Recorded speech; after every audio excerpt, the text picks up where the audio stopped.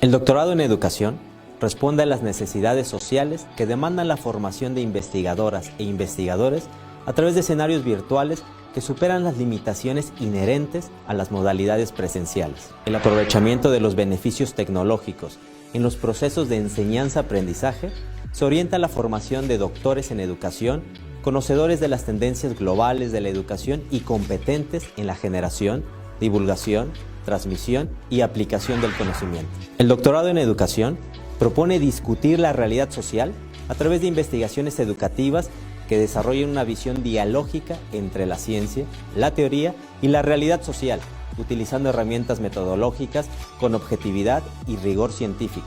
Las líneas de investigación que ofrece este programa son educación, tecnología y comunicación, así como organizaciones educativas, instituciones y desarrollo, en las que se considera el fenómeno educativo como inherente a la acción social.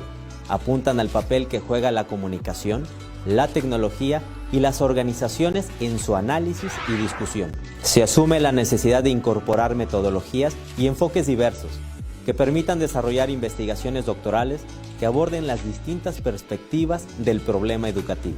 Este programa está diseñado a partir de un currículo flexible, con ciclos cuatrimestrales de 14 semanas, teniendo una duración mínima de 9 cuatrimestres y una duración máxima de 14. El estudiante elige su trayectoria académica cursando de 1 a 3 asignaturas por cuatrimestre, acorde con sus preferencias y necesidades. La modalidad virtual se caracteriza por contemplar en cada asignatura actividades de enseñanza-aprendizaje en ambientes 100% virtuales, a través de la comunicación sincrónica y asincrónica. La propuesta educativa está conformada por 6 campos formativos que, a su vez, se componen de 8 áreas curriculares, enfocadas a la teoría, metodología, investigación, producción académica, pedagogía, formación instrumental, integral y transversal. Para concluir el programa doctoral en educación, el estudiante deberá cursar un total de 17 asignaturas. Bienvenidos a la Universidad de Xalapa,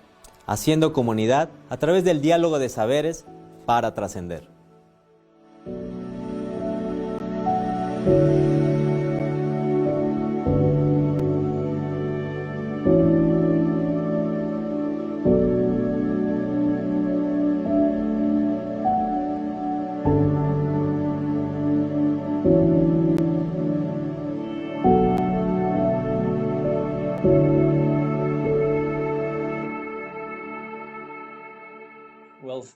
Thank you and good evening to you all, and good morning, Yazrina, to the opposite side of the world. We are so happy to have you as a speaker today, so we really appreciate the time, effort, and especially the willingness to join us at Universidad de Xalapa. And we are also very grateful to our audience for participating. Please be welcome to our International Conference Month. We're quite delighted to have you in this is our very first international conference that our institution has organized as a way to foster internationalization, academic cooperation, and intercultural encounter, of course.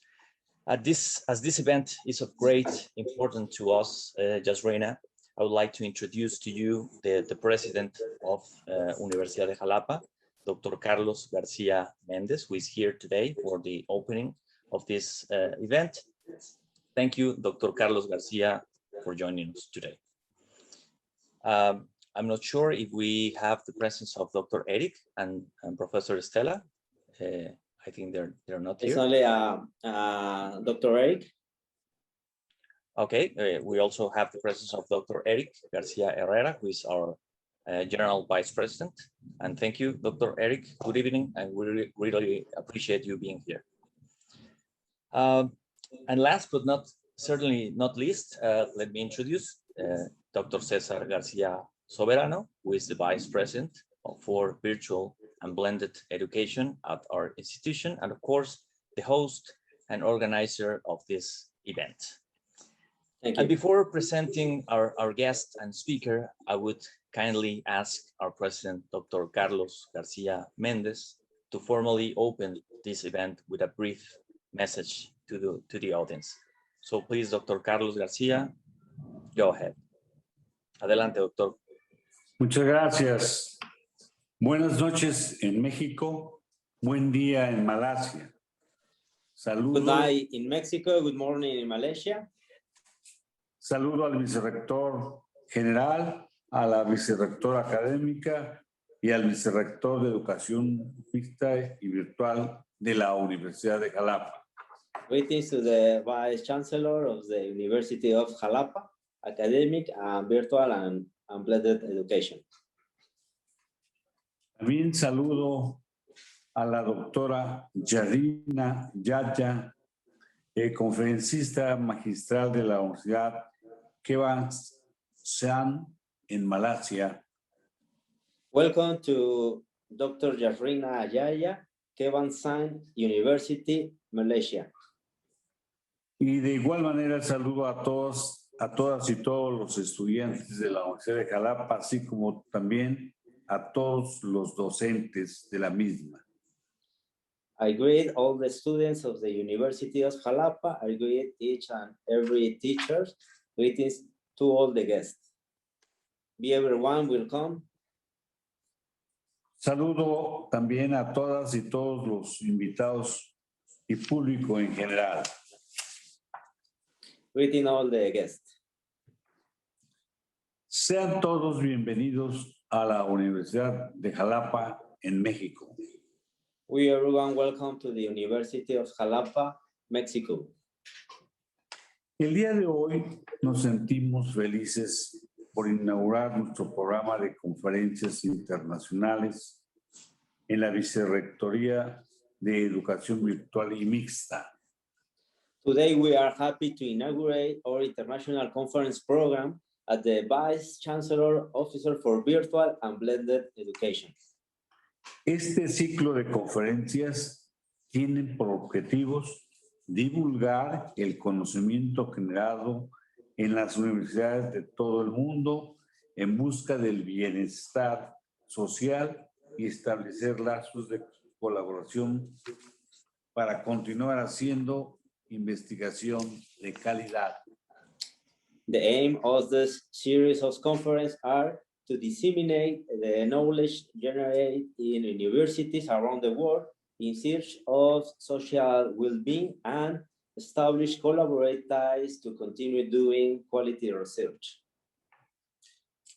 La misión de la Universidad de Xalapa está orientada a generar, transmitir, divulgar y aplicar el conocimiento en beneficio de la sociedad y por tal motivo la conferencia que hoy nos imparte la doctora Yazrina Yahya se denomina Innovación Educativa a través del liderazgo y la cooperación.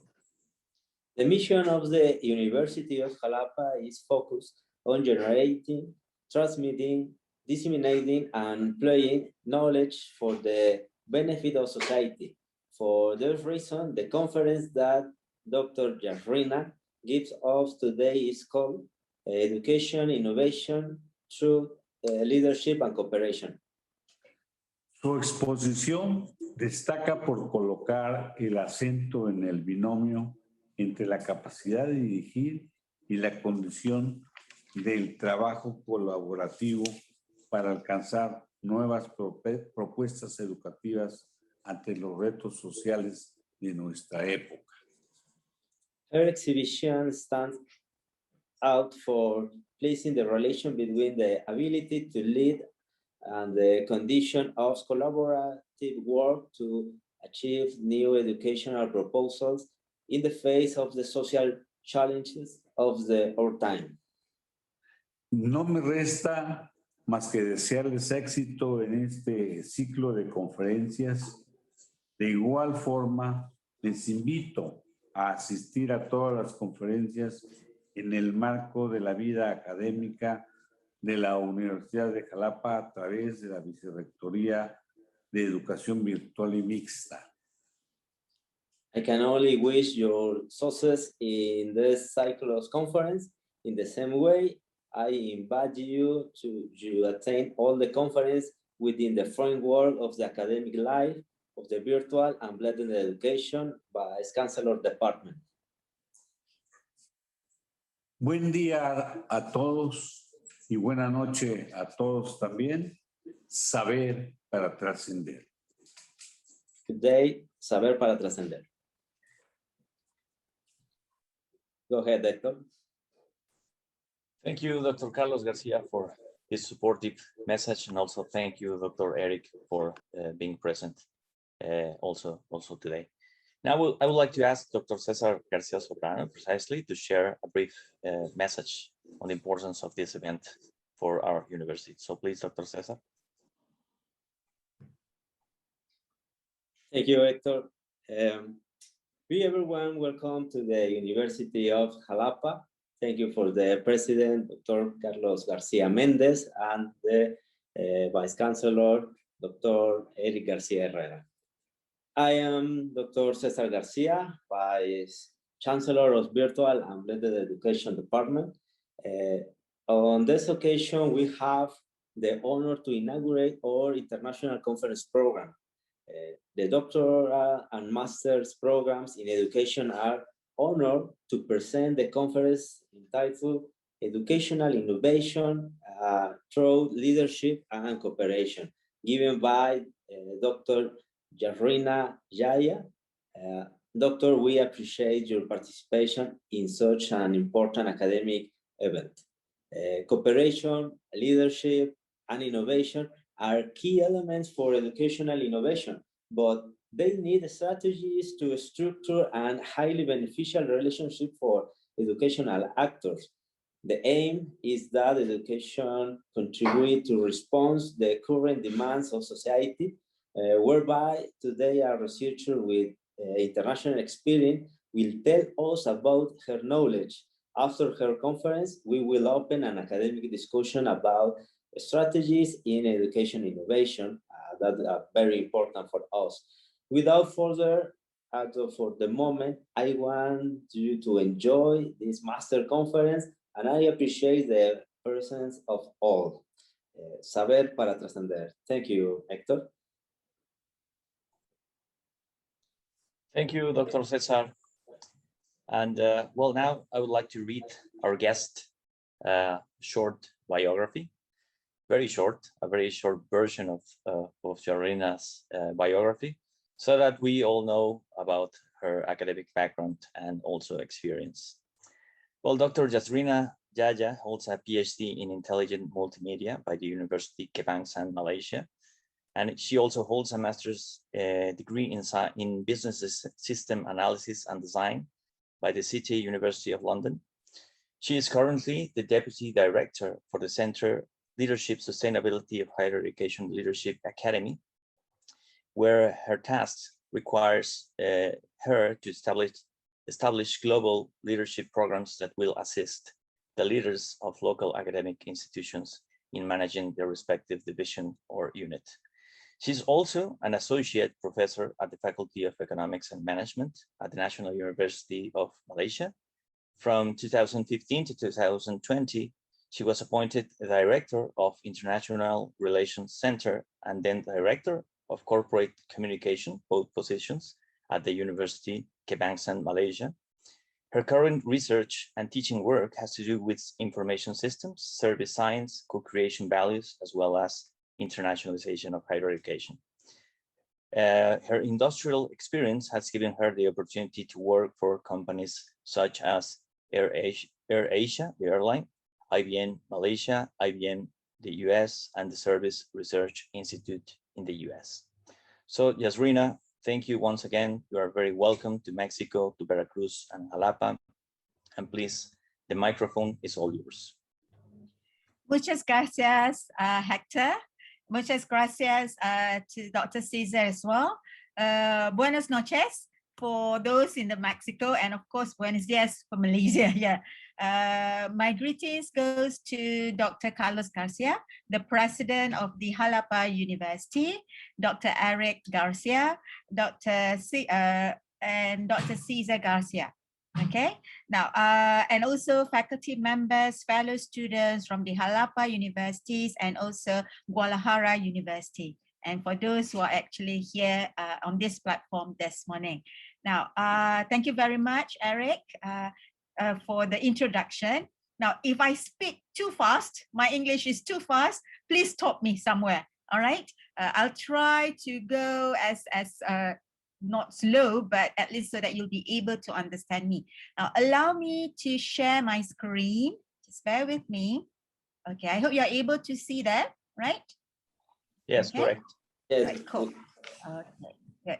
Now, what we're going to talk about today is educational innovation through leadership and cooperation. But before I go into detail of the topic, allow me to introduce a little bit of introduction of my country. So if you see, for those of you who has not been to Malaysia, you see the arrow that I show you, this is where Mexico is. Definitely you have to flew all the way from to the other side. That's where Malaysia is. Okay, so most of the time is either, I remembered when I flew to Mexico, it took me like almost more than 24 hours because I either have to flew from Malaysia to Japan, Japan to the California, then California to Mexico. Or Mexico, probably you can fly to, I'm not too sure whether there's a direct flight to Doha or the UAE. Then from there, you fly over to Malaysia. So that's Kuala Lumpur, the city center. Okay, and this is the colors of Malaysia.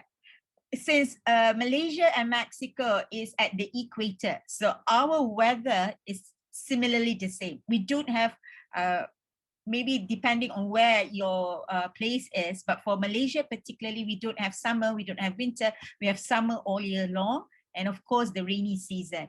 So that's the kind of food. Just now you saw the Kuala Lumpur. This is some of the authentic, old towns in Malaysia.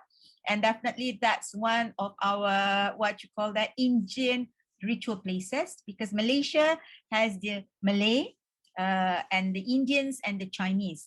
This is besides the other indigenous community. We have a lot of greens, okay? And of course, we do have waterfalls as well. And this is what you would see, the Malaysia people. So in general, if you come to Malaysia, we look almost the same. If I go to Mexico and I don't wear my hijab, people would have thought I'm a Mexican, all right, or a Latino.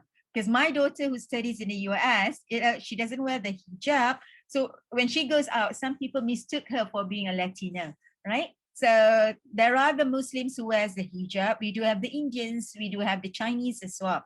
And these are some of the traditional clothing and the indigenous community that we have in Malaysia, right? And this is another part of Malaysia, which is the Borneo. So if you see, let me go back. This is the Borneo part, all right? That's the other island.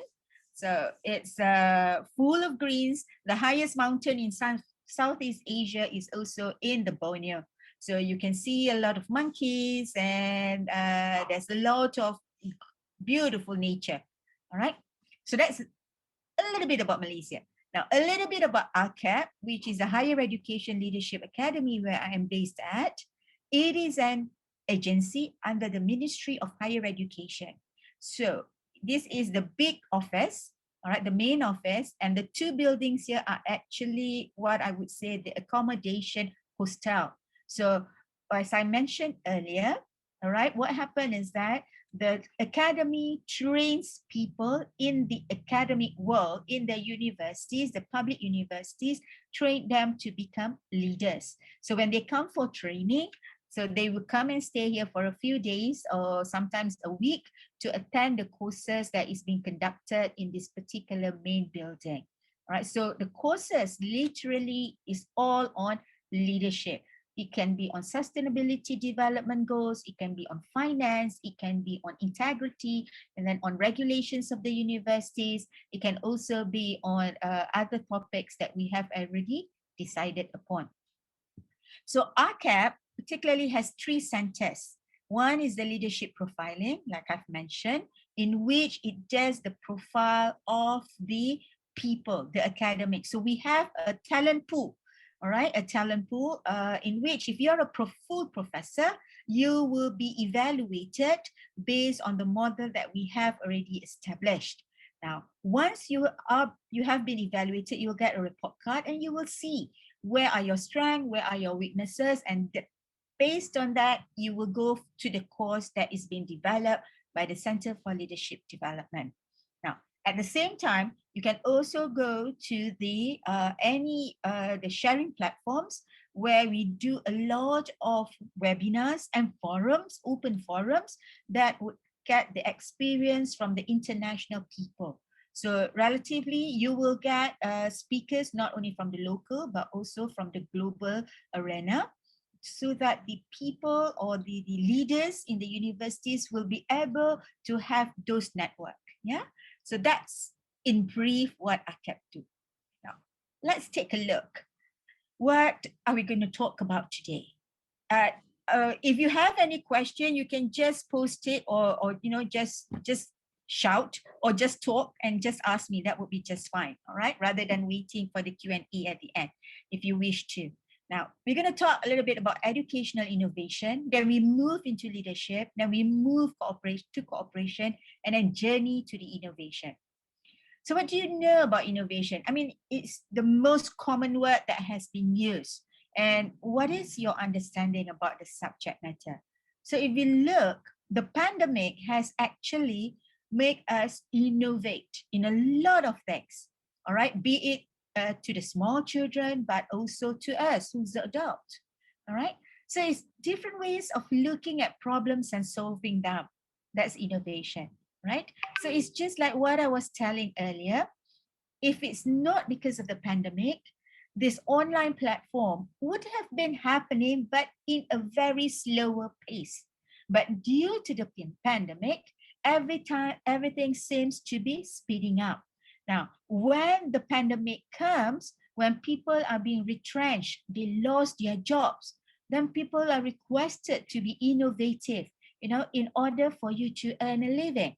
So innovation, it does not mean that you need to have a very high qualification.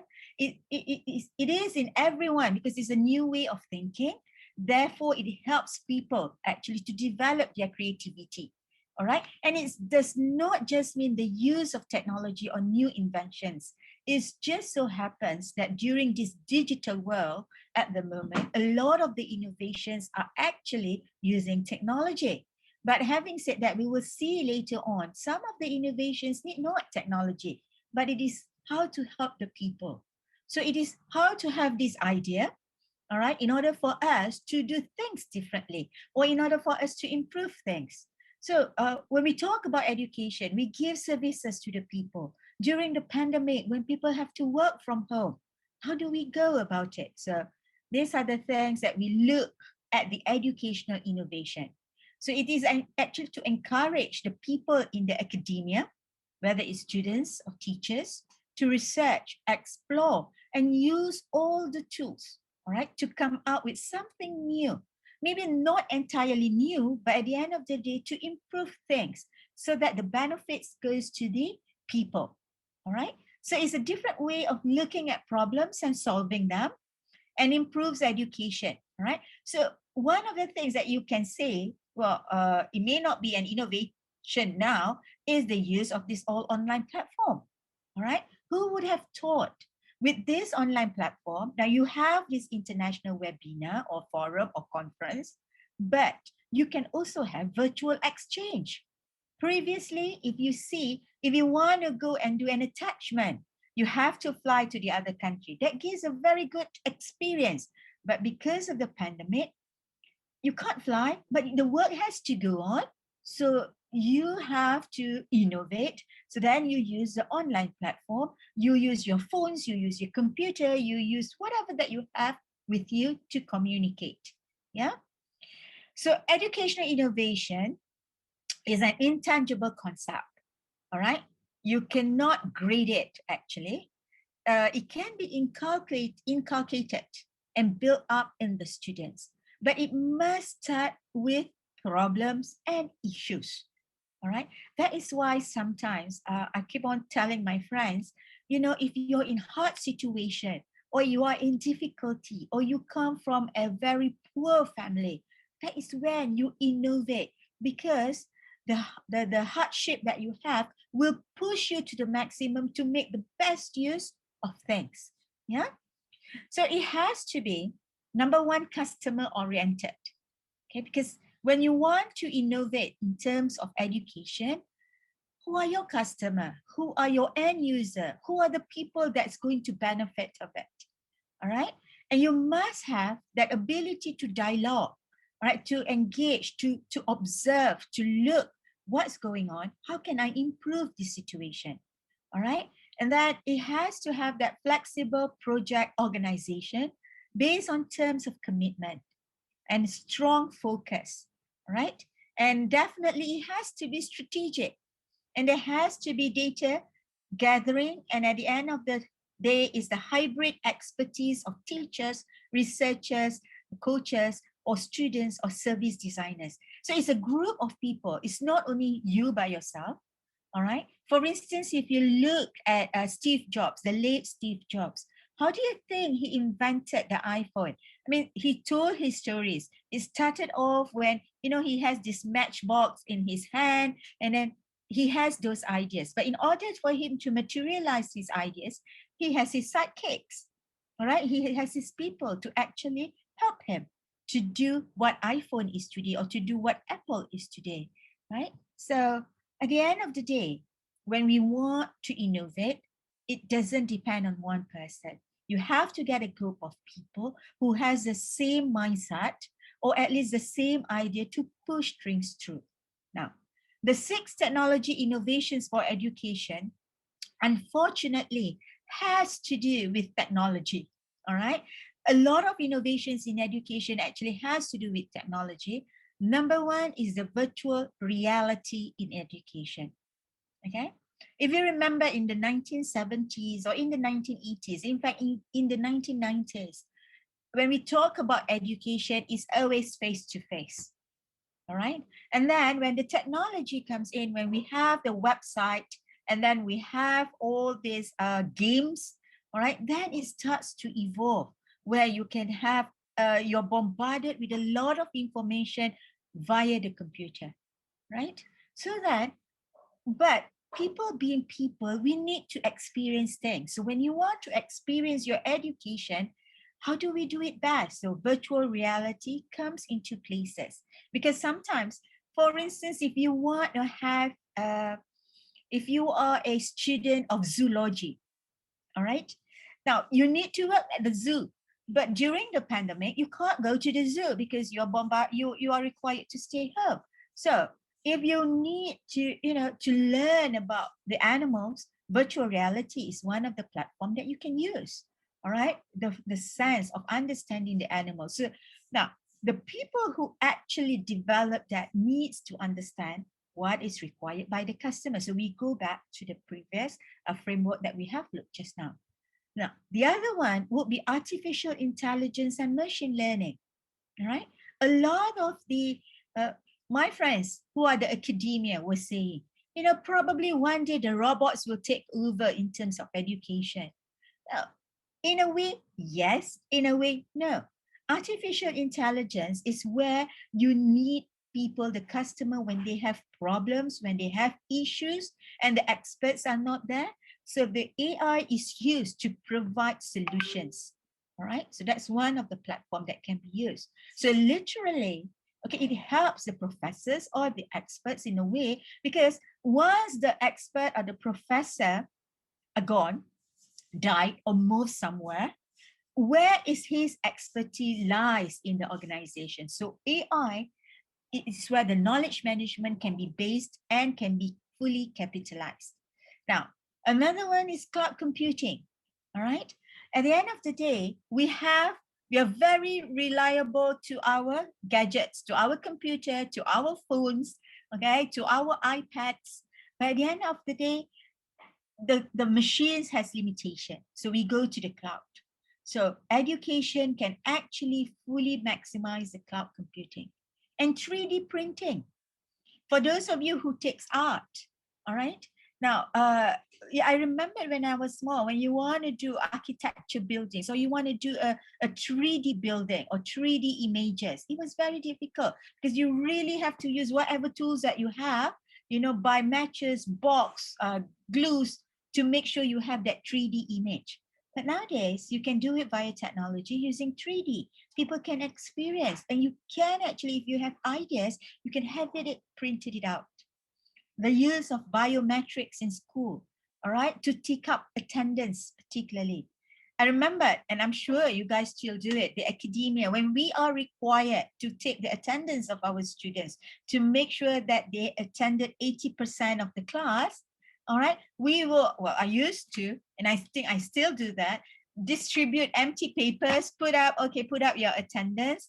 But now you can, when you go into the classroom, you can use biometrics, so it is all automated. Nobody can trick. So whether you come or you don't come, it is clearly stated. All right. And then the use of social media in educational institutions. When we hit the pandemic, you look at, we have to do this virtual thing. All right. The academia, the professors, the doctora are all pushed to actually, sit in front of the computer, think creatively. How can we deliver our lectures more effectively? All right. If my grandma, my late grandma, sees me like this today, she would have laughed at me because she would have said, Yazrina, or she called me Ina at home. Ina, what are you doing talking to a machine? All right. Nobody would have ever imagined, right, we using the social media or using the computers for education. So these are a portion, not all, a portion of 6 technology innovations in education. So in the pandemic, right, we look at the pandemic where we are forced to stay at home. All right, the students cannot go to the school. Right, what do? Do we need to stop learning? No, we don't.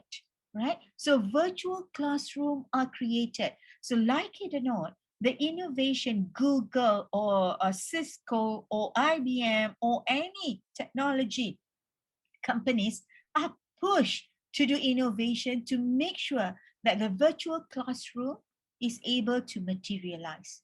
Okay. One of the things, all right, so during the pandemic, it pushed the innovation so that you have education innovation. So when we look, virtual classroom, like I said, improve remote learning experience.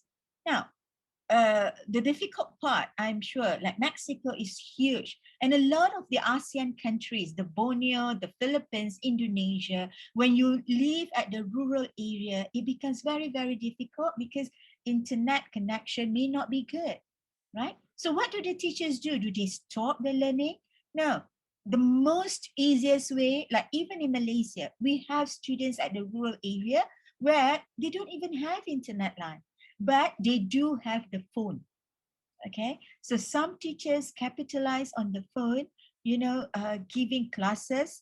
So they have to think creatively. Some of them actually use the social media platform like Messenger, Facebook, WhatsApp, or Line, or Twitter, all right, to educate the students.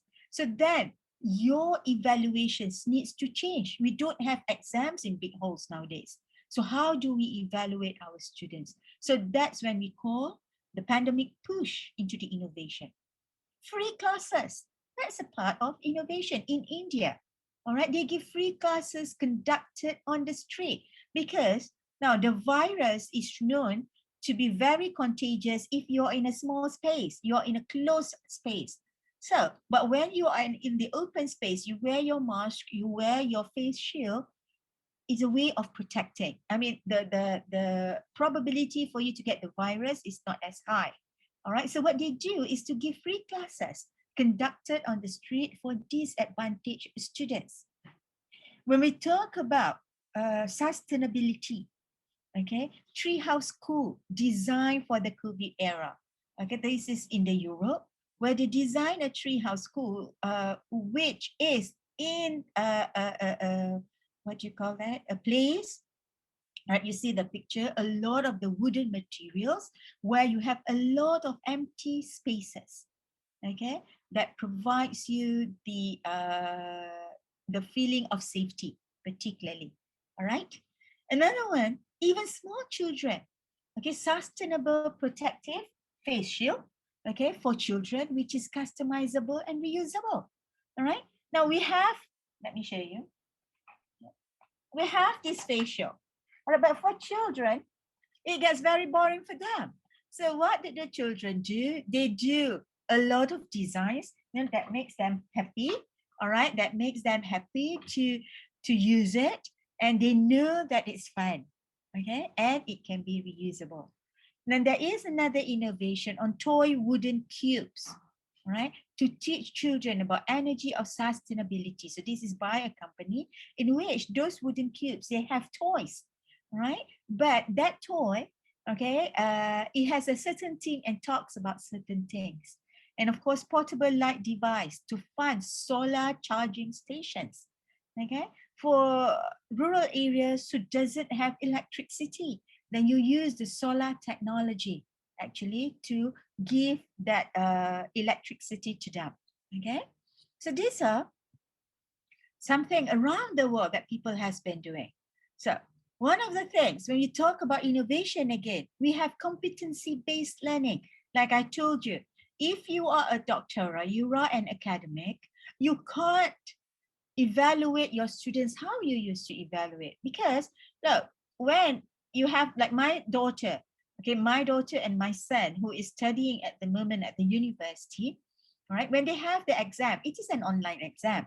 So who prevented them to look at the textbooks to answer? All right, they can look at the textbook, they can look at any resources, Google for that matter, to look for the answers. So does that, how do you know that they actually learn and they actually understand, right? So then you need to create, when you want to do, whether exam is actually necessary now during the pandemic, is probably to look at projects that they have been doing, get them to present. So the evaluation of the students needs to change when we look more on the competency of the students, yeah? And of course that video streaming, flipped classroom, e-learning trends, all right? Now, this is when all of us are forced to use the computer, to use the YouTube, to use whatever platform that you have to put it on digital, okay? When you want to put it on the digital, then you must have a storage, okay? Then how do you move to make sure that the students interact? So the curriculum, the way we teach needs to change, all right? Because last time it used to be in a big classroom, the doctorate of the professor sits in front and you talk and then you engage in discussion. But when you are on this online platform, sometimes I wonder, am I speaking alone or is the people listening? Because some of them don't switch on the computers, so elements of trust needs to be in there, all right? And we may need to have an open curriculum. We used to have like degree of computer science, all right? But now, can we choose if we want to do computer science as our major and then we have our minor? Probably that's something to move towards the future, okay? And then of course, in higher education, when things are difficult, public universities, for instance, are funded by by the government, right? Then when the government has very limited funding to give, how do we innovate? What do we do to make sure that the university will be able to sustain? So the university are forced to look into models or activities in order to get those funds to make sure that they are able to sustain, okay? So there are various ways and methods. When we are pushed into difficulty, like I said, we need to look, how can we go about it? 3D printing, like I've told just now, digital textbook. Most of us, I don't have my book here, I have it elsewhere, all right? Most of us, like myself, I love to read using the book. I love to hold that physical book because then I can sit down or I can lie down and then open the book. But the young ones nowadays use digital textbook. I was talking to my group of students yesterday. I said, you guys, when you have digital textbook, you need to know how to use it wisely because then it creates other things. Because at the end of the day, copy, paste, cut and paste makes things a lot easier and you may not be able to learn the hardship, trying to understand. So that there is some things that we need to look, the implication, right? Although we innovate, there are implications. So we have to look at the implication in order for us to do the innovation better. And the changing nature of faculty, like what we have today, you wouldn't be able to do an international conference and get an international speakers to come during the pandemic, but things still runs, all right? We can do it because of the platform that we have. So now let's see, how do we drive these innovations? We talk a little bit about the educational innovation. How do we drive it? What are the things that we need to look inside the organization in order for us to do it? All right. In order for us to do educational innovation or innovation, there must be a driver. So who is the driver? So the driver is a leader. So if I may say, like Dr. Caesar, he's a leader. All right, he's a driver because he's put in charge of the online platform, online learning. All right, so he needs to think of creative way. So this is when the leader leads certain things or lead the people to actually come up with new ideas. All right, so being a leader doesn't require a title, and having a title doesn't make you one. It is not for the leader to come up with all the great ideas. He can come up with one, but it is to create that environment in which great ideas can happen. All right. So this is when, if you look at what do you call that? The Facebook Mark Zuckerberg. If you look at Bill Gates, if you look at Steve Jobs, all right, they are individuals with an idea, but they get people to get together to make sure that those great ideas become a reality. All right. So leaders who don't listen will eventually be surrounded by people who have nothing to say. So to push that innovation, you need someone, who will get together these people, make sure that they are happy to come up with new ideas, where new ideas, no matter how small it is being appreciated. Okay. So if you look at yourself, right? Look at yourself. Are you a leader? Or do you plan to be a leader? If you were to ask me, every one of us is a leader on our own. Okay. It's just whether you're a leader to yourself or you're a leader to a team of people. All right. So who are you? And who are your role model leader? Can be the closest to you, can be your parents, or it can be anyone that you see here, your president of Mexico, president of New Zealand, and also prime minister of Canada, or any of the movie actors, all right, or the prime minister, or any of the CEO or the top people at organization or in the industry. So being a leader, now, a good leader means you have clear goals, you know what is it that you want, you set a good example, you must have a very clear communication. All right, clear communication means, all right, you understand your peers, your colleague, all the people around you, what is it that they are talking about, what are their grouses, what are their needs, all right? And you expect them, you give them support, you give them encouragement, and the recognition is given to the team.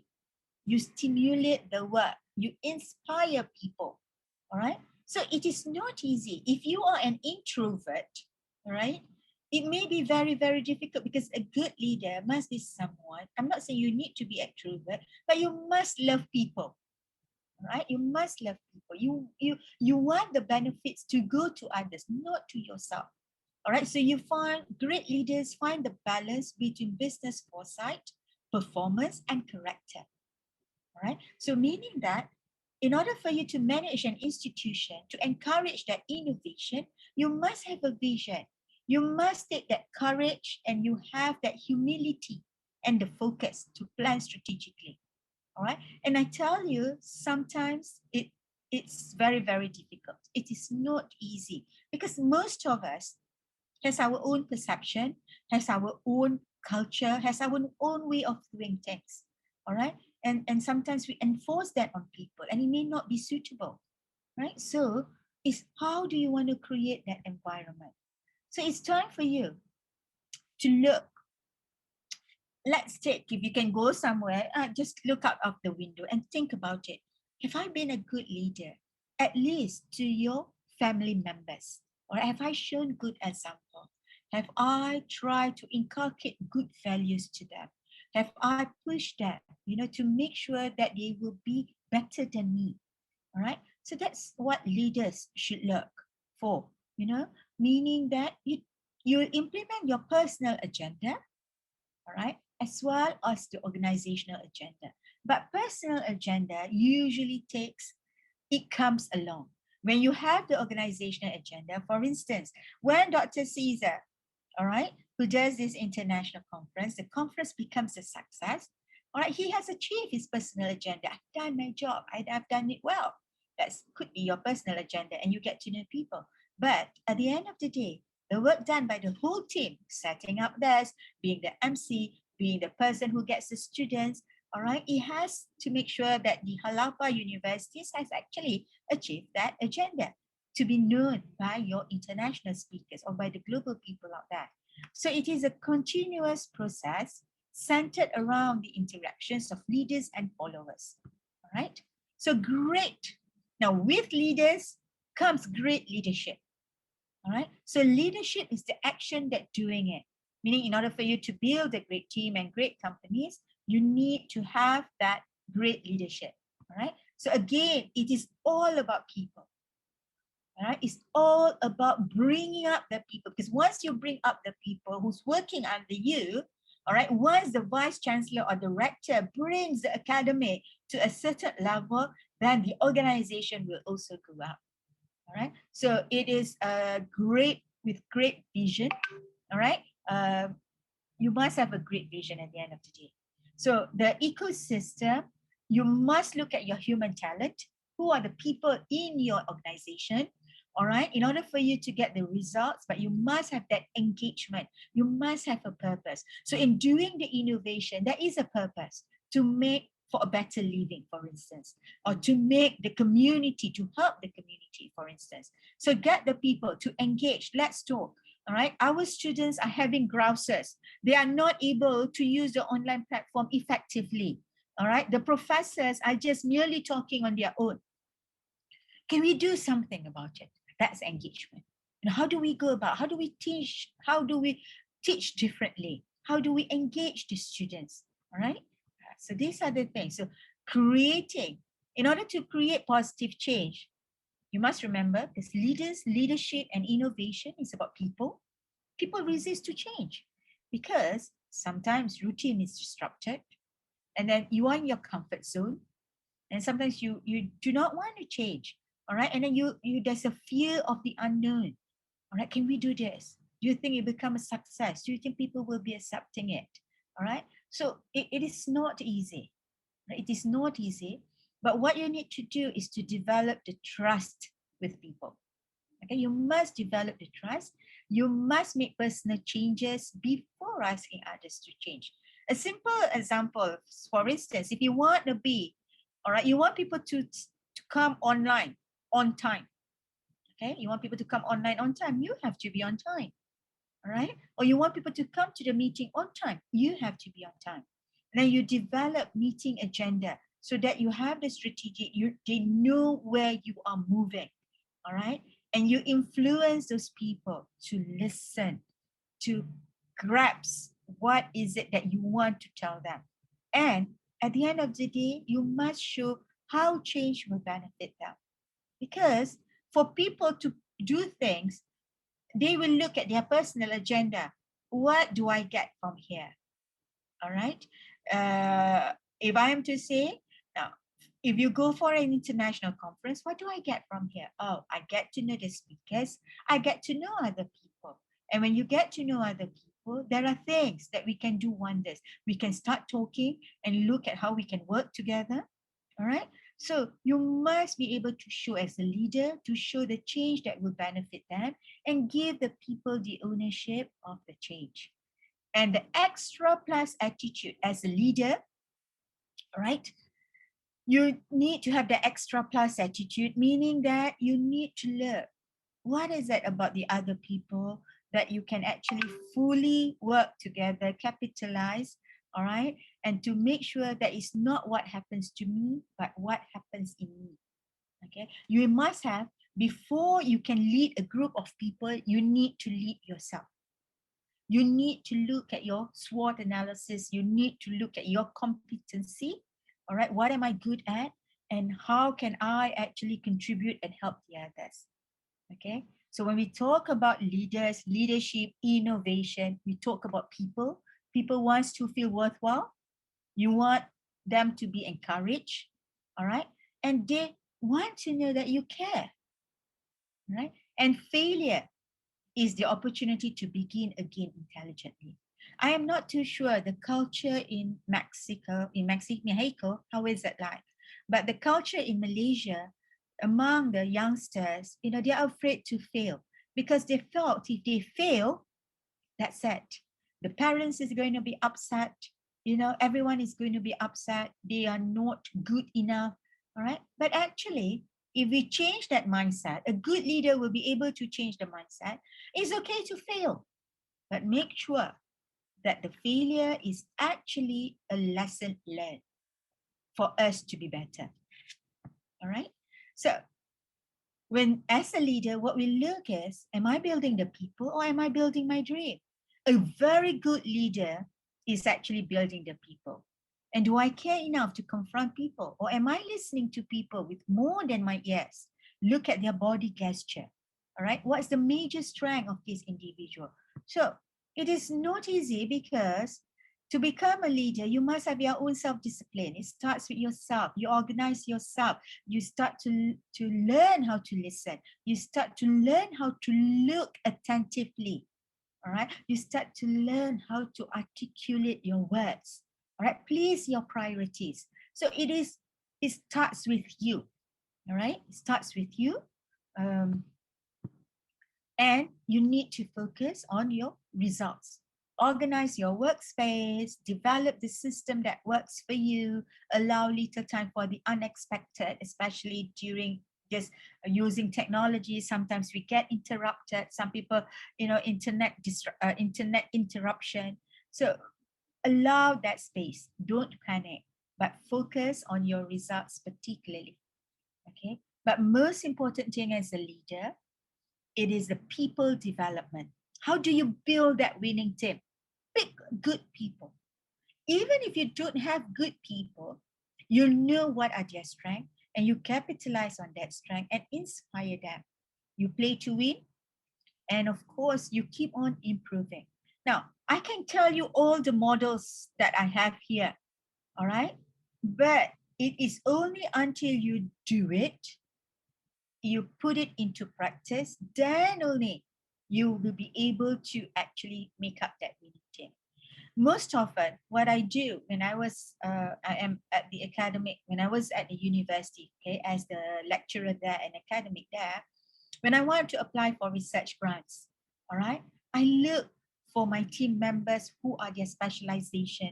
And then if I apply for an Erasmus grants, for instance, then I look for people who can actually understand what are the ideas that I want to do, right? So that's when you build your winning team, right? And it's always about us, we, our, right? It's not about you, okay? And it's how you communicate with everyone. So looking into, now you know what's leader and leadership. So you need to have all these competencies, the heart-guided leadership traits. Heart-guided meaning that you have reached a certain level where you have a lot of consciousness, okay? You're humble, you're intelligent, you're trustworthy, ethical, generous, patient, courage. And sometimes that goes along with the numbers of age you are, numbers of years, how old you are. Because people always say, the older you are, the wiser you are, the more humble you are, because you've seen a lot of things. All right, but we can tell you, the young ones, right? I'm assuming that everyone around here, probably most of you, if the students would be much younger than I am, all right, you can learn how to, okay? Because in order to learn to be humble, you must have a very strong self-realization, okay? And then you must be collegial to be able to collaborate. We may speak different languages, all right?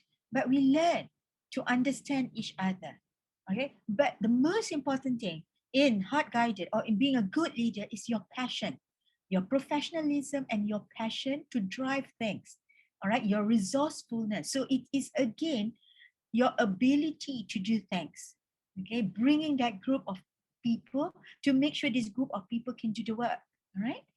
So it is, again, when you do heart-guided, when you are involved with people, understanding cultural nuances, meaning that you're open to new experiences, all right?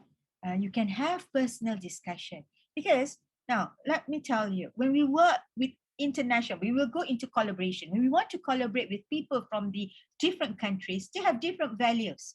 They have different ways of doing things. All right. For instance, in Malaysia, working Saturday, Sunday is not a problem. All right.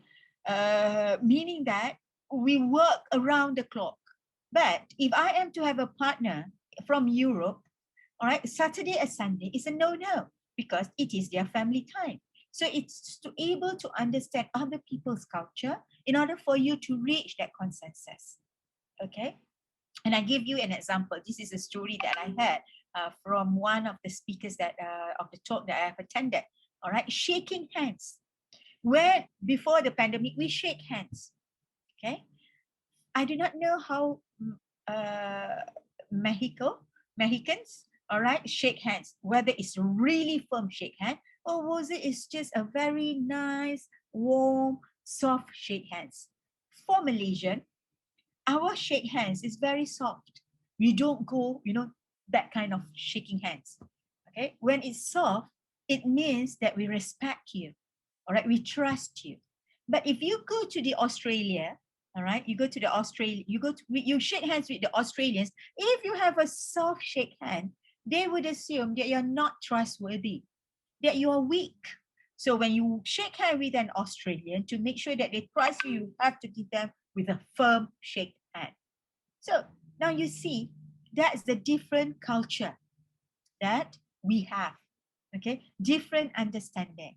And for instance, even like breakfast, if previously when you are traveling, okay, at home, your breakfast is like actually having coffee, okay, toast or cornflakes, right, cereals. But in Malaysia, our breakfast in the morning is rice. So if you come to Malaysia, if you don't stay at the hotel and you expect to see some cereals, you might not find it, and that can upset you. So these are actually, but when it upsets you, it will show on how you look, all right, on how you react with things. So this is very, very difficult, all right? So you're open to new experiences, but you cannot take your own culture with you. You have to take time to learning about other people's. So you have to listen. You have to pay attention to the nonverbal. Look at how your partners actually react to whatever that you are doing, okay? And of course then, in order to build trust with people, you develop curiosity. Okay, you become more mindful. So it's not non-linear path, because the more people that you meet, all right, that's the more lessons that you learn, because you need to learn how to improve, all right? There's nothing to be with apologetic, not understanding English. Knowing English language is a bonus because you're able to communicate, but we have a lot of tools. I remembered I went to Taiwan. I don't know how to speak Mandarin. I went to a bookstore. All the books are in Mandarin, but I wanted a map. And I don't know how, and the girl at the counter doesn't know what a map is. So you know what I did? I actually drew, and she still couldn't get me. So what I did was, I had a Google translator and put that map in English, map in Mandarin, and I showed to her because I cannot pronounce it correctly. Then she said, okay, she knew. All right. So these are the things. In order for you to communicate, it's not necessarily, it'd be good if you can talk in the same language, but if you don't, there are ways that we can actually communicate. Okay. So you need to be more aware. You need to become more mindful.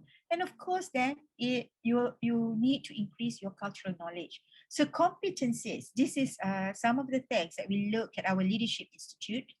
How you influence people. How is your result, your focus in getting the results?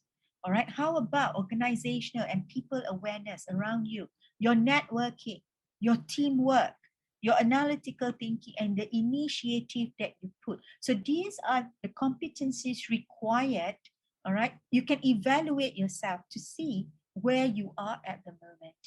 Okay. So what you need is to develop others, to be self-confident, to be assertive, right? To impart your ideas. And you cannot impart your ideas, just say, I have this idea, please accept this idea. No, depending on which culture or which people, whom do you talk to, okay?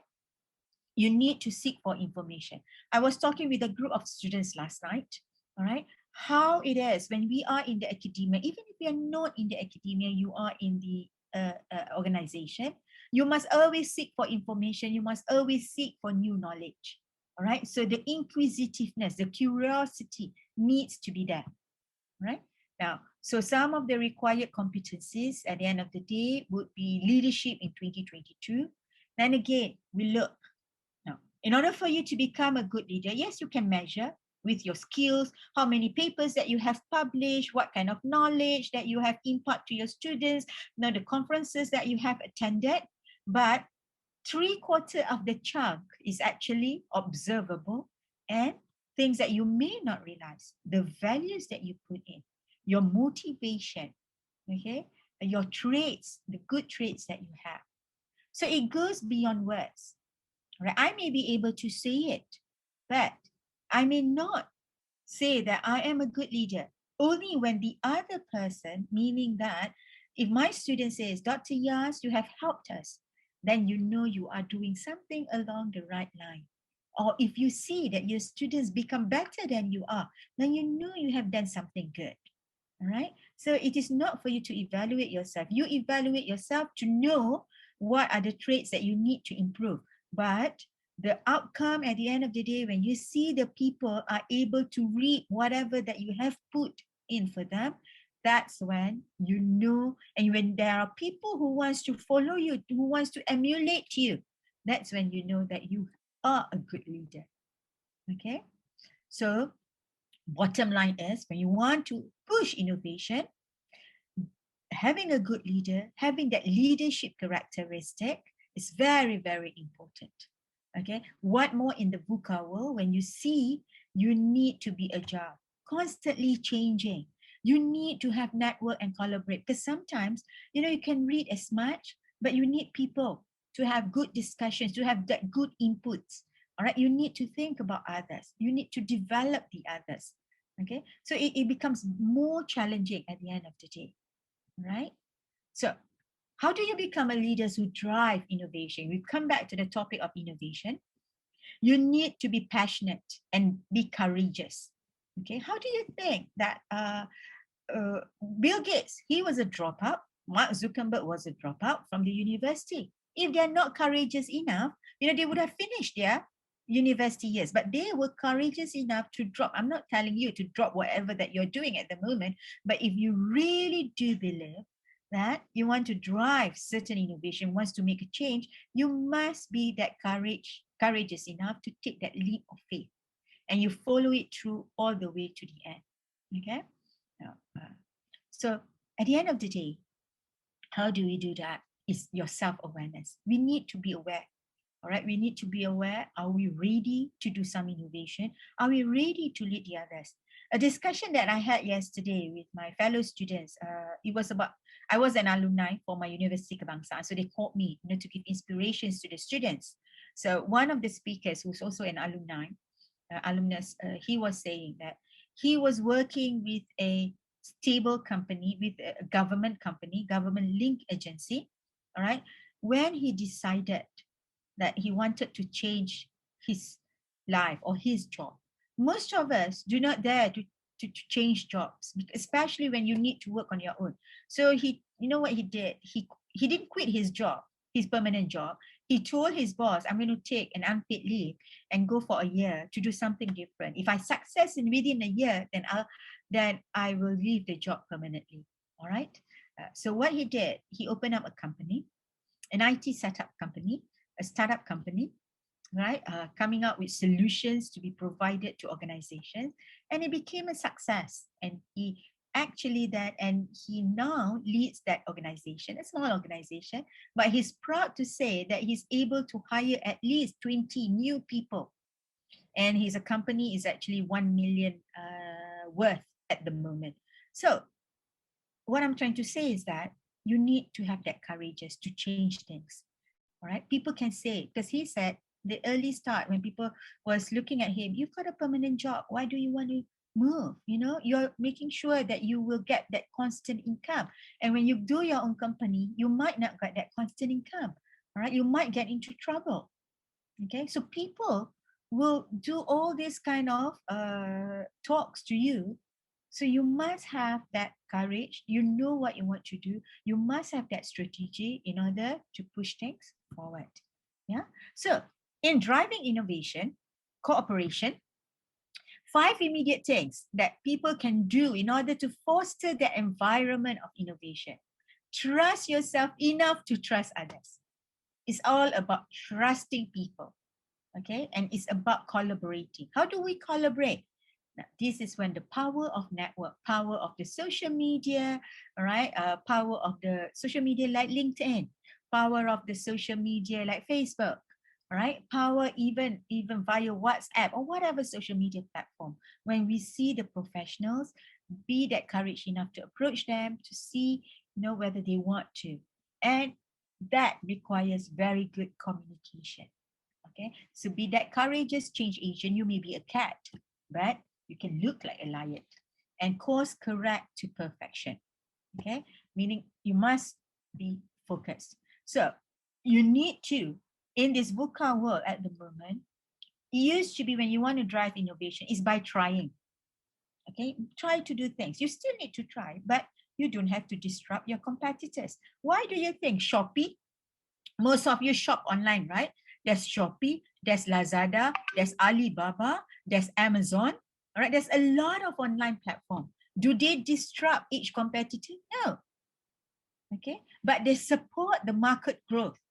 All right. How do you think? Why is it when during the President Trump presidency, he stopped Huawei, okay, from coming into United States?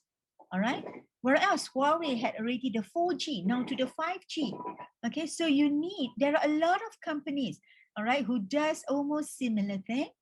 Don't disrupt, don't kill your competitor, but make things better than your competitor, or at least be at par. So you learn by sharing to support the group. So in order to make it happen, you look at the forest instead of the trees.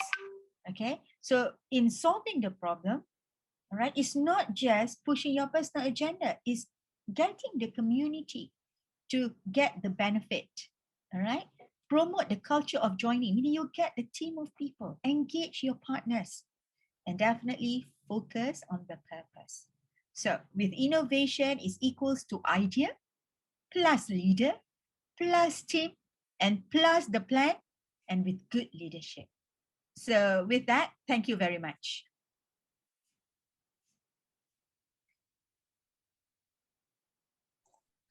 Thanks a lot, Yazrina. Let's give Yazrina a big round of virtual applause. Thank you. Very interesting, Yazrina. I'm so happy to hear all this a fair amount of concepts that you managed to join in a way that becomes so easily to grasp, to understand, and at the same time so difficult to apply. So we have a couple of questions now in the chat. Yep. So I will try to read, but if any, I mean, the microphone is open for questions. Yep. So if any of you have any comments or specific questions to Dr. Yazrina, I think this is the time. Si alguien tiene preguntas, por favor, adelante, los pueden poner en el chat. O si no, directamente abrir su micrófono y preguntar. Yes, Héctor. Sí. I saw Dr. Caesar, you wrote that. Okay. Yeah, okay. Sure. Yazrina, thank you very much. It has been an excellent experience listening to you and learning about the aspect of educational innovation and orderly manner. Really, there's a central issue in our education reality, but above all, we must take action aimed at obtaining a concrete results in the training of students. So my question for you is, advance in the technical area, let me call a hard technology, is a source of innovation. It's a very clear.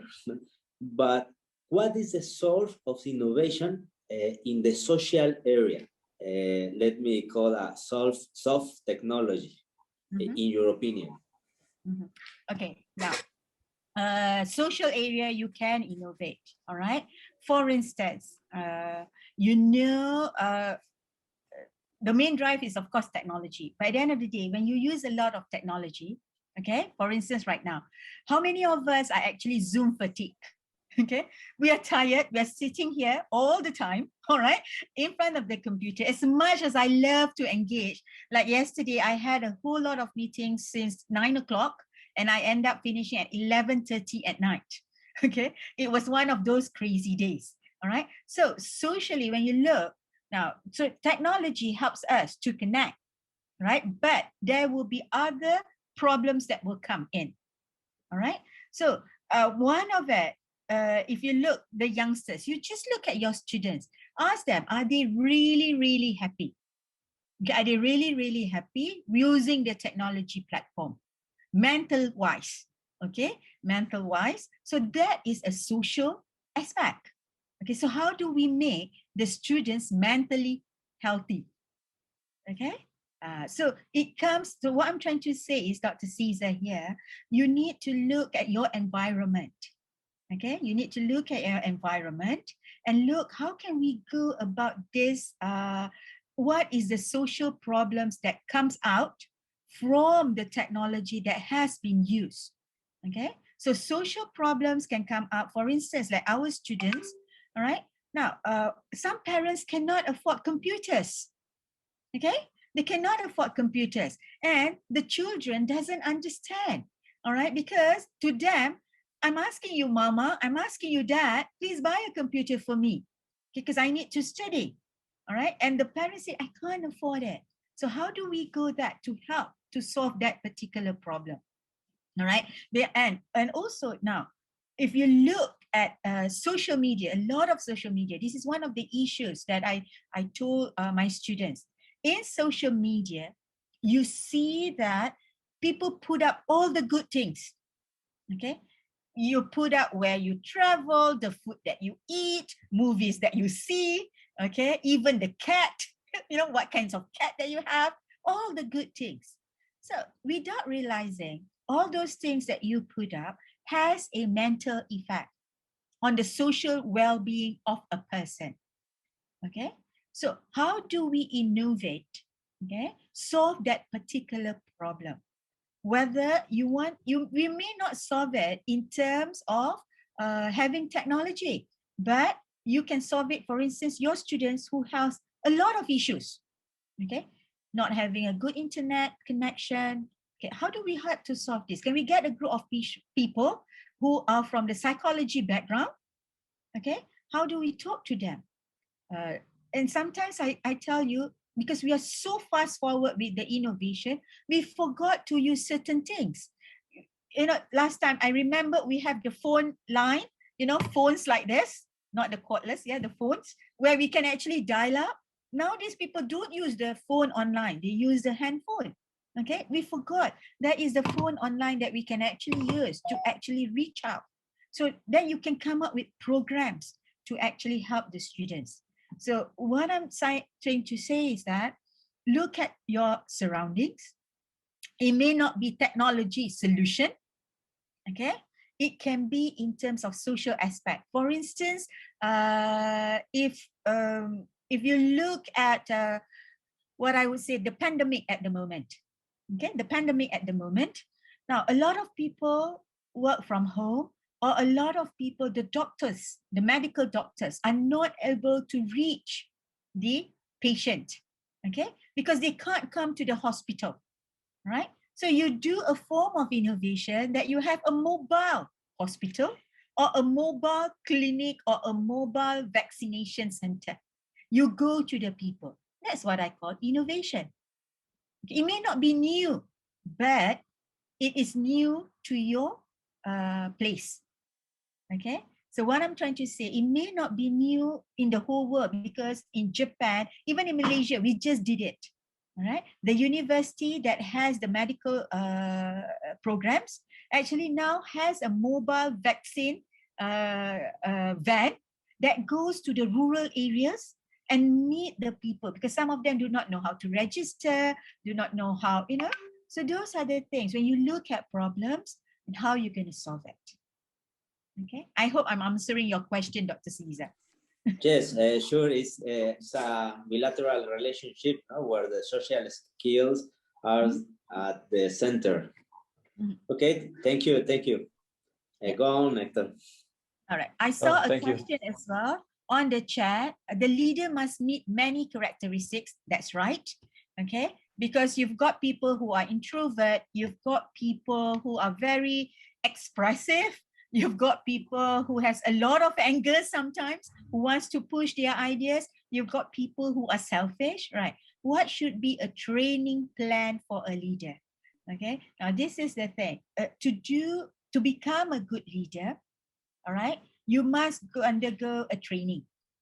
Okay, number one, I would say this is my personal opinion. You must come to a personal realization. You must have a good mentor. Okay, you must have a good mentor. Now, just hold on. Bear with me. I'm going to take a book.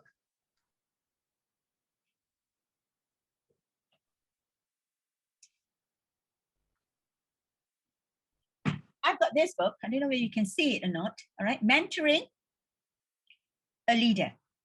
Okay, in order for you to be a good leader, you need a good mentor. All right, so to become a good mentor, then there are ways in this book to assist you. Okay, because to become a leader, you must go through that process. There is that coaching process. That could be your president, person that you looked up to, that would coach you to make sure that you look outside of your boundaries, outside of your view.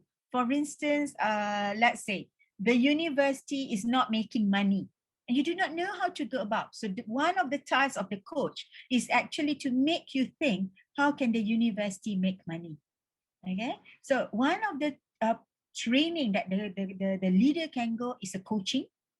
Another one is on self-realization first. You've got to evaluate yourself to know where you are, what kind of person. There is definitely in a human resource, there is that, what you call that, psychometric, or, personality test, or there could be 360-degree test. There could also be what you call a competency-based learning test. Okay, so you can take up any of these tests to actually look and evaluate yourself, to see what type of a person you are. All right, then know your weaknesses and know your strength. And I always tell my students and my fellow colleagues, always work on your strength first, because that makes you feel good a little bit. Okay, then you look at your weaknesses. So what characteristics should a training plan for leaders of education and innovation contain? So literally, now when you want to do an innovation training, okay, you must get a group of people. Number one, you have to strategize and look, okay, you want to have this innovation, you want to get ideas from the people. Okay, when you want to get ideas from the people, you must know who are the people that you want to call upon. You must have a certain case study or a problem that you want to solve. Or you can start off with, okay, let's get together. Given this scenario, we do a survey with the students. What are their grouses? Okay, what are their problems? Let's listen to them. That's what leaders do. We listen to people. What are their problems? So from that particular problem, then you see, okay, are there solutions to this? Then if it is a mental health problem, then you can get psychology, or you can get counselors, or you can get, some people, maybe even from the technology background to assist. Okay, get people from different backgrounds to see that problem and how we can solve that. All right? So again, is gathering the people. So the training plan is like, if you want to learn, you want to innovate, to come up with something. Now, sometimes even professors in your respective area, you have done a lot of literature. Like Hector, you've done your literature review for your PhD. You know what are the things that you need to do, right? You want to solve that particular problem. It's just that when it's PhD, the name goes to you. But it doesn't mean that you cannot get a group of people to actually talk about it, so that you have opinions on how you can enhance things. And for all that you know, based on your PhD solutions, you can come up with a better solution when you talk with a group of people. All right. So again, then That's the communication that we've got to have. Okay, the engaging process. Now, my opinion on how to project leadership when you do not have a record of academic achievements or a record of innovation that is remarkable to society. You don't need to, like I told you, you don't need a title. All right. Now, if you don't have an academic achievement, what is an academic achievement? Meaning that you have your master's, your PhD, all right? Does Steve Jobs has a PhD? No, he doesn't. Just what do you call that? Mark Zuckerberg has a degree? No, he doesn't. He dropped out. All right. So what I'm saying here is that, okay, how are you going to project that leadership? Now, leadership is just that when you get a small group of people, okay, even if you're a normal academic, I used to be, before I move up the career ladder, I'm just a normal lecturer, Yazrina. People call me Madam Yazrina or Miss Yazrina, right? What I did was, you just get a group of friends, you know, to talk over things. Okay, what can we do to solve a certain problem? All right, in my area is actually value co-creation. Value co-creation is actually to look at values. All right. For instance, now, where is it? Just hold on. You have this handphone, right? One of my tasks is actually, now, for the youngsters, they value the handphone. It's like their life, okay? If there are people who goes back home, if they left their handphone at home, they would turn back their car just to take their handphone, all right? So that is how valuable is the handphone, right? Now, but if I give this smart handphone to my mother, she would scream at me because she is so used to this kind of handphone where you press the button, you know? And then she looked at me and she said, where is the button? Where do I press the number? Okay. Now, so when we want to design things, all right, who are your target audience? So literally, you cannot forget the society who's the elderly, all right? Because for them to use a handphone will put so much stress on them. Because where do I press? I've never seen this before. What's the app to use? Or even if you ask them to buy online, my goodness, my mother will scream at me. How do you buy online? No, I can't go to the shop. I want to buy things. I have to do it for her, right? Because she is an almost 80 years old lady, right? So if a designer wants to design for an elderly people, okay, how do they go about it? You can't design it like how it's used to be. Okay, so this is when, if you look at your specific community, all right, what are their needs, then come up with possible solutions that will actually assist them. So you need not be, all right, to have a record of academic achievements. You need not have that doctorate. But if you have some ideas, sit down with a group of people, all right, and then try to solve just a small problem will do.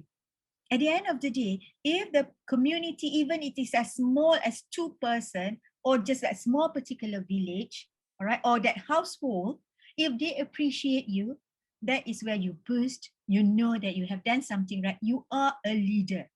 You may not be well known worldwide yet, all right, but that's that stepping stone. So always take that small steps first. Okay, so I hope I answered that question to Louise. Okay. All right. Now there's another one. I like to trust and listen to the people that work with me, but sometimes bureaucracy in public institution in Mexico discourages me. How can we be innovative to improve bureaucracy in educational institution? Now, when we talk about bureaucracy, it's everywhere. It's not only in Mexico, even in Malaysia. Okay. And then, and it becomes very, very difficult, right? So, you know, if you want to fight bureaucracy, you want to fight the top people, sometimes it becomes very tiring. Okay, then that can affect your emotions. So what can you do is just work with your small, close community or close group. Okay, like I told you, for instance, if I go back to the students, yeah. Now, if you're taking a course of computer science, all right, and you don't like the course, but you are already in it, right? You really don't like the course. What choice do you have? Are you going to fight and tell the professors, no, I don't like this course, I think you teach it wrongly, you should do this to make us feel better and whatnot? Okay. Now, if so, you can't fight. When you can't fight, but what can you do? You have to find small little things, to make you happy. Okay. So sometimes bureaucracy push things very, very slow. So what do you need to do? Then I need to have a better network. All right. How can we go around it? So this is when I say networking, collaboration plays very important role. You need to know if you want something from that particular person and that person doesn't give to you because he said, our regulation says we can give the answer until 5 days. So they waited until the 5th day, only they give you the answers. All right. And where you need the answers immediately. So how do you go about this matter? So you must know, okay, who am I talking to? Who can actually influence this particular person? Is there any way that I can go around? It's a little bit, tricky, but that is how I say it. Networking, collaboration, people that actually can help in any way. Okay. Yeah. So that's my answer to Dr. Alma. All right. So okay. I think basically that's if there's any other thing, Hector? Yes, well, you have Dr. Carola had to leave, but she says congratulations, and that you're invited to come to Mexico, guacamole included. So you have another invitation.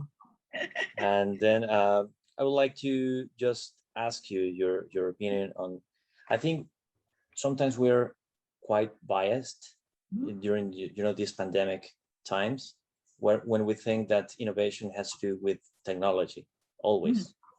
And my guess is that sometimes we forget about the essence of education in terms of innovation for our pedagogical approaches that sometimes do not need technology, and we tend to think that the sort of problems that we have right now to provide access for students to have a platform and Zoom and all these technology trends is like very trendy, like virus. the most powerful tool. Yes, that's like the most powerful tool we have for being innovative. So the other way around is to think that in essence, perhaps much of the failure that us as professor has had during this pandemic has not to do with technology, but with our ways to teach, with our ways to be innovative on how to deliver education. What do you think about that? I do agree with you, Hector, because you see, because for the professors like myself, okay, when I teach, we have the curriculum to finish, right? We have the curriculum, we have the time frame to finish. So when you are not able to meet face-to-face, then you have to use the technology. Then you push everything so that you can finish the curriculum, okay? So these are the things that sometimes we forget to ask the students, okay, what are their needs, all right? So that's why I said they may not need the technology. I give you an example, all right? When I go to class previously, if you go to class not during the pandemic, you do face-to-face in a big hall. I've got like about 60 or 80 of them in a classroom, okay, in a big lecture hall, right? How do you go to class? Often the professors will come in, hello, good morning, take the book, put the book and put the slides and then talk and talk and talk and then call someone to present, talk and talk and talk, all right? That's the way we used to teach. But when I go to my class, I can tell you, I teach differently. And I'm not saying that it is an innovation, but it is how, because I feel that when the student sits, like how you guys are doing, when we don't have interactive, I don't know whether you understand or not, okay? So what I did with my students, when I come into class, I teach them only on the first class. Only I've got like 14 weeks, okay? 14 weeks of class, yeah? 14 weeks, I only teach them on the first class, meaning that 13 and in 1 week, there'll be 3 hours, basically, yeah? So the first 3 hours, that's the only time that I teach. The other, all right, the other 13 weeks, you know what I do? I actually tell them in the first 3 hours, I told them, all right, when you attend my class, I'm not going to teach you, but you're going to teach me. Isn't that funny? I mean, like my students will go, huh? why do we need to teach you? You are the one who is smart, all right? So I said, no, you have to teach me, all right? Now, but we do not know the areas. Then I said, I'm going to give you the materials. You need to do your own homework. I'm going to get you into a group, all right? Understand those chapters. You're assigned to certain chapters. Then you're going to present it to me in the way that you understand. Okay? So Yes. then the students are pushed actually to understand the subject before they come into class. And they have, when I can raise, when they present, I will raise question. I don't understand that. Okay? Can you explain that better? Basically. All right. So then they would actually be able, because they are doing it in action. All right. But what I did is every time, so every chapter or every topic that they are supposed to present, there will be a Q&A by their fellow students, all right, or by myself, all right. And then what I did after that, I will add on to whatever that they have not covered or which part that they are confused. So this is when you teach, because you know which part is it that your students do not understand. You get what I'm trying to say, right? It turns. It will be really interesting to attend one of your classes. Hopefully, we have the opportunity to so by Zoom to attend. Okay, so that's one. Yeah, that's one way of doing it. The other way that I do it is we forget that people loves to write. Because we are so used with technology, everything is Google. Everything is Google, cut and paste and all. So when you want to encourage creativity, it's always when you write things. You know, when you play with colors, when you play with, you know, your mental map. So in my classes, often, you know, after a certain, when they have already presented, I would ask them, okay, now let's change the group so that you will be able to communicate with the other students, not just by your group members. I'm going to give you, this is the topic. What is your mental map? Let's draw. What is it that you understand? So then they have to think and use their brain more, actually. So this is when I say innovation comes in. All right. So I'm telling you, my innovation is not technology innovation, but I call it as an innovation in education to make sure that the students actually learn something. And I learn something from them as well, because it's a two-way communication. And there are moments, there was this one particular class, all right? Even if you see it's a programming class, when you sit in the lab, you can do. So you have to think various ways so that the students become more interactive, all right? And once before, I took my students to Starbucks. Okay, well, not many. If I take 80 of them, that'd be ridiculous. Okay, I've got like about 6 students at that point of time, very small group discussion. I took them to Starbucks and I said, okay, let's do the presentation in Starbucks. So we change the venue. You can take your, and one point I take my students under the tree. Okay, so so when the students are taken out from their comfort zone, okay, they are able to think differently, see things differently. All right. So this is when I call that there comes the innovation, but it needs that creativity. Okay. How do we get that creativity? Well, via your reading, via your discussion, and when you collaborate with people. All right. Who would have thought if I don't give you those ideas, it might not come to you, right?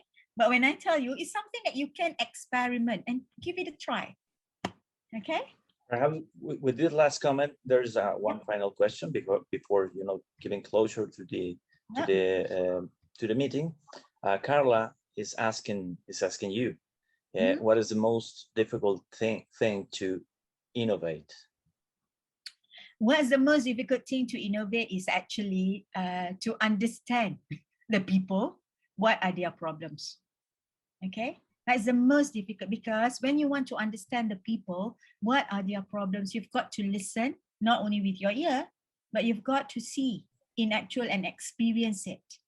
Okay, their hardship, in order for you to know, so that you'll be able to design something, whether be it a program, and you must leave your assumptions. You must be that person to understand that hardship in order for you to make sure that you can give a correct solution. So that's the toughest part.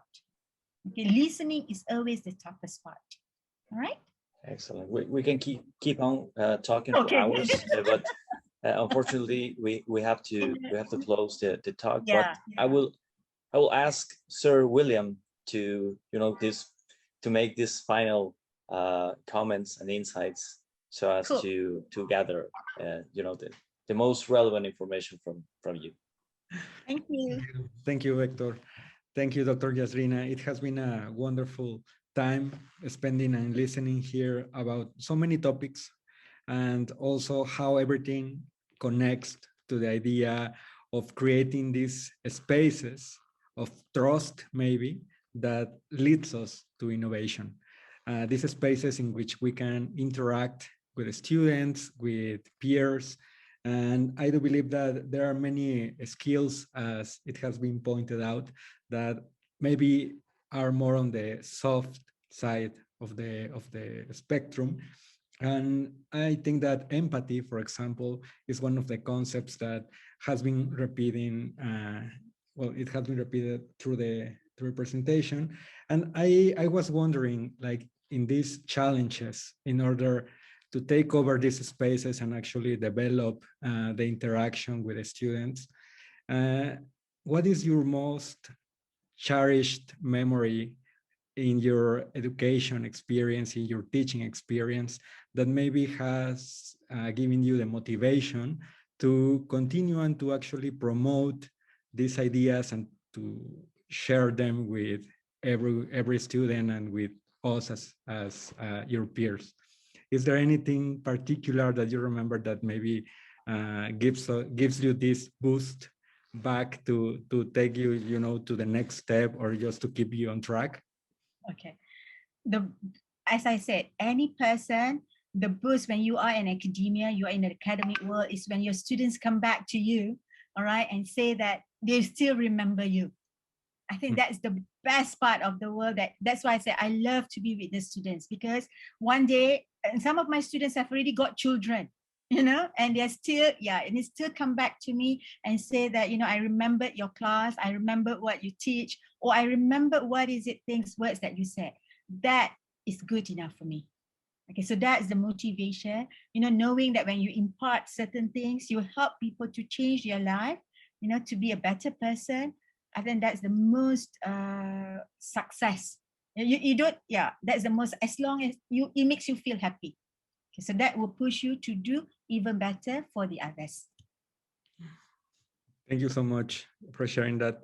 And I do agree. I think that maybe that interaction, when it continues, outside the classroom, it really makes sense regarding like the main goals that we can like establish for us as professors. And one last question maybe is regarding the challenges that you have to face maybe in order to learn new things. So I don't know if you could share with us again some memory in a specific scenario maybe in which it has been challenging for you, and maybe how did you cope with that? If I may tell you, when I was in academy, I left 1 year to do an attachment, industrial attachment. This is when Hector was saying I worked with AirAsia. Okay, I was an academic then. I've got my doctorate, I've got my PhD, and then I took a 1 year off to go for industrial attachment. So imagine being an academic who is in the academic world doing research, teaching. Suddenly I go into the corporate world. That's very, very challenging, because AirAsia is like a low-cost carrier company, but very booming, very strong in Asia, in ASEAN and in Asia. People are very young. And I was really like 40 something at that time, and you see all these young people. And I was like, okay, how do I adapt to this kind of situation? Okay, so I push myself to the limit, trying to be, well, not to change myself, but to be able to communicate with them, because I was part under the innovation center, okay, under the innovation center, in order to look at how can we innovate to make AirAsia better. So this is when we develop, the help using avatar. Then we develop certain things, because they wanted to use technology then. Then I came up with the strategic plan for the IT platform of the AirAsia, all right? So I have to blend in until I finished 1 year. when I finished my term, my boss told me, do you want to join AirAsia or not? I said, no, I want to go back to the academia. My kids are still small. I love them. I want the time with them. With AirAsia, that's a whole lot of working hours. Okay. But until the staff was telling me, hey, I thought you are an Asian staff, you know, that's the thing. You know, when you did something right, when you are able to blend in, when people tell you you are not an outsider, but you are just like them. Okay. So these are the things that I would say is a challenge, because for 1 year adapting, you know, to a different working environment, but you can do it. It's just like I said, you need to focus and make sure that you have that capacity in you. All right. Thank you. Thank you so much. Well, Yazrina, it's been a pleasure. Thank you very much for your time, your effort, your professionalism is like a huge display of your professional knowledge. And I do have a small gift for you. This is very, very simple.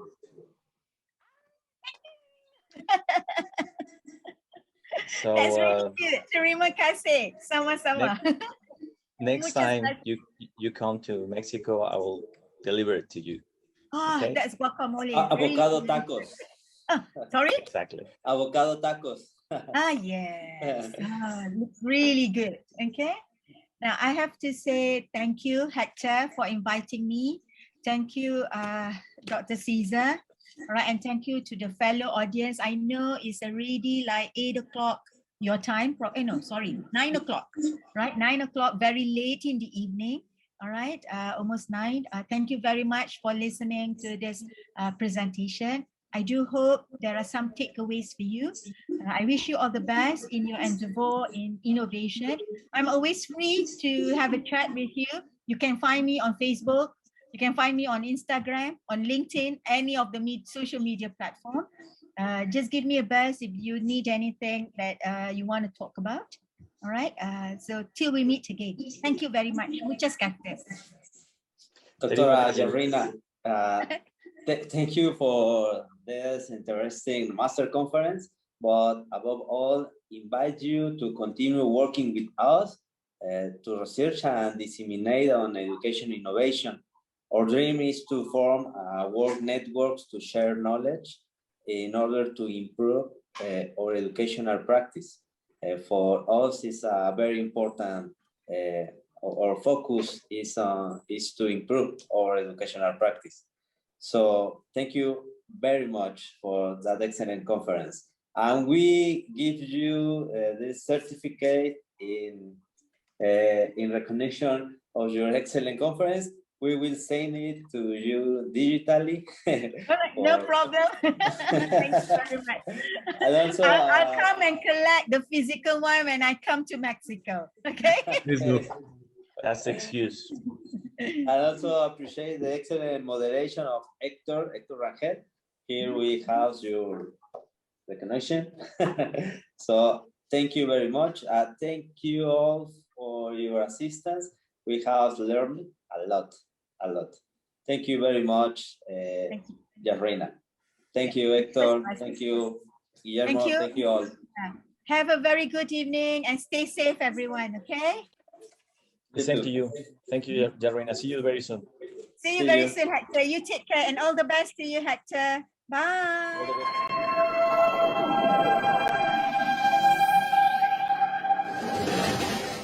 La Universidad de Xalapa ha diseñado la maestría en educación con la finalidad de responder a las necesidades sociales, regionales, nacionales y globales de la actualidad. Este programa educativo permite la discusión sobre las dimensiones teórico, epistemológicas, axiológica y metodológica del fenómeno educativo, considerando sus elementos institucionales, curriculares, didácticas y de evaluación, así como los principios éticos que deben regir la función educativa.